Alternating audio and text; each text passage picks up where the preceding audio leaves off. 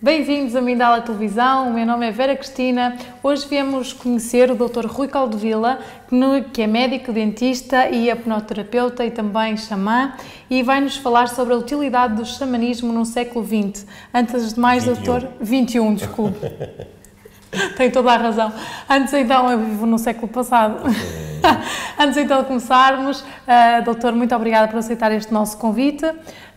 Vamos então falar sobre a utilidade do xamanismo. Antes de mais, doutor, conte-nos um pouco sobre a sua versão ou a sua forma de vivenciar o xamanismo. Ora, para já boa tarde, boa noite, bom dia, depende do local onde as pessoas e à hora que estiverem a ver. Na verdade, antes, quando nós estávamos a pensar nesta entrevista e o título, realmente eu tive uma conversa com a Vera off, justamente sobre isso, do que é ser xamã ou do que é o xamanismo. A utilidade do xamanismo, quando hoje nós vemos que a medicina, e ainda há pouco estive a dar portanto, uma palestra sobre espiritualidade e medicina, e as pessoas às vezes confundem, por exemplo, espiritualidade com espiritismo, e não tem nada a ver uma coisa com a outra. Espiritualidade é uma filosofia de vida, tanto quanto o budismo não é uma religião, é uma filosofia de vida, tanto quanto o catolicismo deveria ser uma filosofia de vida, e é muita gente. Mas o xamanismo, na verdade, nós quando falamos, por exemplo, de medicina ayurvédica, medicina indiana, que até hoje se pratica, é uma medicina que se pratica pelo menos há mais de 8.000 anos. A medicina tradicional chinesa há mais de 5.000 anos. Mas nós, quando dizemos isto, dizemos naquilo que é conhecido pelos grandes países onde elas nasceram, como na China, como na Índia, que são quase continentes. Só que o xamanismo nasceu na Terra. Desde que o homem se reuniu em tribos, havia alguém, homem ou mulher, que trabalhava com plantas, com ervas, que trabalhava em estados alterados de consciência. Para quê? Para que pudesse trabalhar toda a pessoa no seu todo. E no seu todo é também um aspecto espiritual. Ou seja, o estado alterado de consciência faz parte da nossa consciência. E eu acho interessante quando a gente diz, mas onde é que está a consciência? Como é que se define consciência? E é muito complicado realmente definir consciência. Eu ouvi um amigo e professor catedrático em Lisboa uma vez dizer que a consciência era, por exemplo, o exemplo que ele dava para tentar definir, era um aquário onde estão lá os peixinhos, estão as plantinhas, estão até areiazinha, pedrinhas e coisas do género. Nada disto é consciência. A consciência seria, se desaparecesse a água, aí os peixes veriam o que era a consciência. Ora, a verdade é que a consciência rodeia-nos, e rodeia-nos por vários aspectos. Dentro do xamanismo, o xamanismo, como eu disse, que existe desde o início dos tempos, como é que ele pode ser útil nos dias de hoje? Ora, muito bem. Se a pessoa vive, e sempre nós todos vivemos, com os nossos medos, as nossas limitações, não que o medo seja nada grave, até porque dentro do xamanismo, na visão do xamanismo, existem dois sentimentos de base, que é o amor e o medo. E o medo faz parte. Porquê? Porque nós nascemos com amor pelos nossos pais e procuramos esse amor e temos medo que não sejamos amados dessa forma e o medo protege-nos, por exemplo, para nós, ao atravessarmos uma rua, não levarmos com um carro. Portanto, o medo é realmente um sentimento de base e é importante. Ora, se eu trabalhar com as pessoas, fazendo com que os seus pânicos, porque normalmente é o que se transformam os medos, e são esses que são limitadores, sejam resolvidos. Se eu trabalhar com as pessoas num sentimento de amor, não aquele amor que é digamos, quase que um amor bloqueador, mas sim um amor mais incondicional, com menos condições. E isso, a visão do xamanismo já traz, desde o início dos tempos, Eu teria que trabalhar com as pessoas também com estados alterados de consciência. Obviamente que em muitas tribos e em muitas correntes xamânicas utilizavam-se, e utilizam-se até, psicotrópicos, portanto, plantas que fazem com que o xamã fique num estado alterado de consciência, para poder trabalhar as memórias, por exemplo, dos antepassados. Por exemplo, hoje fala-se em vidas passadas. Os xamãs sempre trabalharam as vidas passadas e os antepassados. E trabalham, faz parte do seu próprio trabalho. Ora, por isso a hipnose, para eu evitar psicotrópicos, eu não preciso tomar psicotrópicos para ficar num estado mais alterado de consciência. Na prática da respiração, na prática da meditação, na prática do reiki, de técnicas que me ajudam a relaxar e que me ajudam ao mesmo tempo a ser um canal de energia para outras pessoas. Ora, um xamã é também, por exemplo, um pai de santo da Umbanda, um pai de santo do Candomblé, também é um xamã. Porquê? Porque está a trabalhar num estado alterado de consciência. E aí até podemos dizer, até de outras consciências, porque dá no seu corpo passagem a uma outra consciência. E, atenção, não estou a falar nada de transcendente. Dentro da medicina, e ainda hoje falei sobre isso, existe o Código Internacional das Doenças, e o Código Internacional das Doenças é um livro da Organização Mundial de Saúde que determina quais são as doenças, não é? E uma que deixou de ser é a obsessão. A obsessão já não é doença, mas é um transe, portanto. Ora, com isto, é possível no século XXI eu usar todos estes antiquíssimos conhecimentos e colocá-los em prática? Sim, porque uma das maiores dificuldades que a medicina encontra, e isso os meus colegas podem, alguns concordar, outros discordar, pronto, ok, é a minha maneira de pensar e é isto que eu estou a dizer, eu estou a falar daquilo que eu acredito hoje. E quando eu digo hoje é porque eu só vivo este momento, não é? E vivo este presente. Não estou no futuro, não sei como é que amanhã será o que eu acredito.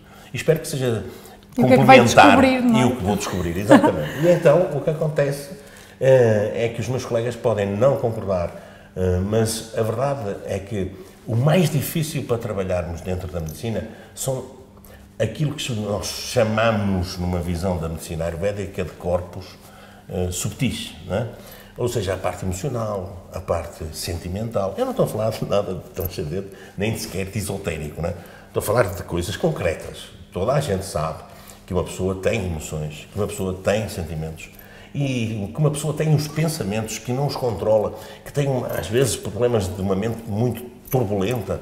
Ora, se eu conseguir, mesmo por técnicas xamânicas, ajudar essa pessoa num estado alterado de consciência, a ir em busca das verdadeiras causas, é muito mais fácil. Da doença física até. Da doença física. Porque o que acontece, sabe, eu disse isso também, digo, é o que eu acredito, a doença é uma chamada de atenção para alguma coisa que a gente não está a fazer direito.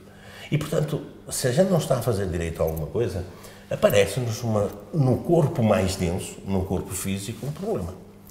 Porque esse é o corpo mais denso, é onde os átomos estão mais próximos. Mas entretanto já houve problemas na parte emocional? Sim. Com certeza que houve. E é por isso que eu digo muitas vezes que terapia dos problemas é uma das terapias, mas eu gosto mais da terapia das soluções. E, portanto, eu gosto mais de ajudar as pessoas a detectarem primeiro qual é o problema, para depois encontrar soluções. Ora, e a solução pode passar por milagres. Aquilo que são considerados inexplicáveis. É verdade. Mas, na verdade, às vezes o milagre é tão simples como perdoar. Ou então, por exemplo, como se enraizar. Enraizar no sentido da Terra, de estarem ligados ao planeta, à nossa mãe, à Mãe Terra, mas ligados através de quê? Das memórias tranquilas e serenas que temos com os nossos pais, com os nossos antepassados. Porque sem eles nós não estávamos aqui. Nós viemos e escolhemos para vir, mas muitas vezes nós temos grandes problemas porque o pai era assim, porque a mãe era assado. E o que acontece é que nós passamos a vida tentando ser diferentes do que somos do que são os nossos pais, e a verdade é que a maior parte das vezes aqueles que eu encontro estão a ser absolutamente iguais, só como a chamada, o que eu chamo muitas vezes a terapia do espelho, não é? ficam ao contrário para serem iguais, portanto, para serem semelhantes. Não é? E muitas vezes vão ao outro extremo, não é isso? E o completo extremo. E quando isso acontece, correm o risco dos filhos, não é? Que também vão seguir as mesmas coisas, porque é normal. Nós todos temos uma idade em que os pais são os ídolos e depois passam a ser os chatos, os cotas, etc. Ok. Ora, e quando começam a vir ao de cima aquilo que eles não gostam em nós, não é? E se começam a fazer ao contrário, correm o risco de estar a ser iguais aos avós. Porque se nós fizermos ao contrário, eles fazem ao contrário de nós, ficam parecidos com os avós. Engraçado. Então, o que significa? Que em termos de gerações, o xamanismo continua extraordinariamente válido. E a análise xamânica e a ajuda xamânica para as pessoas, através de técnicas, como eu falei, de estados alterados de consciência, são muito úteis e trazem excelentes resultados. Mas, só para terminar, o que é que fazem os medicamentos, por exemplo, antidepressivos e psicotrópicos? Promovem um estado alterado de consciência, químico. E vivendo em estados alterados de consciência essas pessoas. Será que isso é mesmo tão bom? Ou será que não será melhor enfrentarmos as questões num momento próprio, com alguém que saiba, para depois desbloquear e encontrar as soluções? Com algo natural. Com algo muito natural. As que é a plantas. sua própria pessoa. E as E as plantas plantas até, também, não é? sim, e os homeopáticos e outras coisas. Bom, era isso que eu tinha para vos dizer. Tá? Perfeito. Muito obrigado. Antes só de terminarmos, doutor, só mais uma questãozinha sobre o xamanismo e esta ligação, porque falou no início a terra e acho que é um conceito muito importante do xamanismo, é esta terra, este enraizar, este contacto com o que é natural e verdadeiro em nós. Porque, em definitiva... E no respeito da natureza, no respeito de todos os seres vivos, Eu acho piada quando as pessoas me dizem assim, eu não como carne porque não mata animais. E eu digo-lhes, então, mas como o quê? Eu como saladas, alfaces. Eu disse, isso também é um ser vivo, não é? Portanto, também tem que ser cortado, não é? Ou seja, não, nós vivemos num ecossistema. E o respeito ao ecossistema é respeitar a terra, por exemplo, não poluindo-a desnecessariamente, não cortar tantas árvores e, portanto, pouparmos no papel e outras coisas. Há tantas maneiras de nós podermos respeitar a nossa mãe terra, não é? E o que é para nós xamãs, quem é o pai? É o cosmos, não é? É o cosmos, eu estou a dizer o universo, que na verdade só existe porque nós olhamos para ele, porque se nós não olhássemos não existia, não é? Eu estou a dizer, nem ele, nem a terra, nem coisa nenhuma. Portanto, a realidade é uma outra coisa, isso já estava para outra entrevista. Fica combinado. Sim, para outra entrevista. O que eu lhe digo é assim, no entanto, o xamanismo do século XXI faz todo sentido.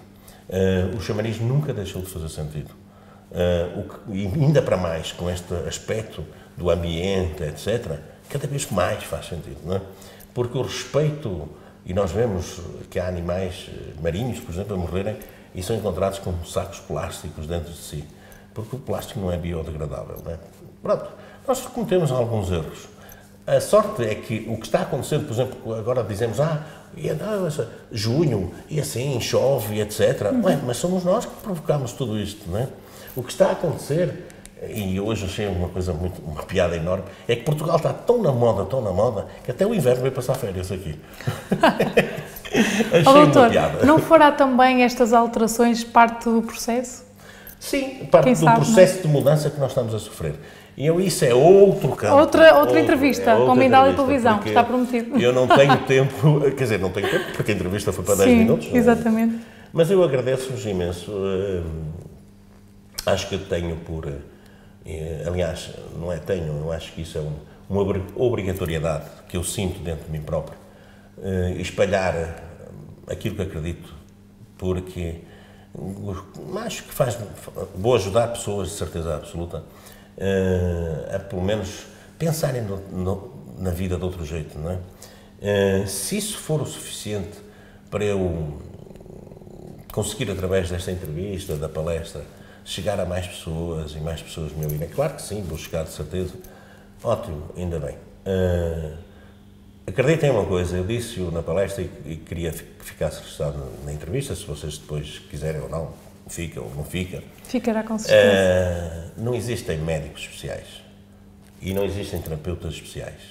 existem pacientes especiais, que são aqueles que resolvem fazer o processo que realmente a vida lhes está a oferecer de mudança. E quando eles fazem, e isso calha no meu consultório, até parece que eu sou um grande médico. E na verdade o que eu sou é apenas um interveniente nesse processo dessa pessoa, só isso, mais do que isso. Por isso é que eu acho que não há que ter muitas ilusões por sermos médicos, nem muitas ilusões porque eu sou o melhor terapeuta do mundo. Isso não existe, não é? Nós só somos intermediários, mais nada. Por isso, sou um chamado? Não sei, eles dizem que sim, ou alguém me disse que sim, e eu respeito, mas a humildade é muito importante.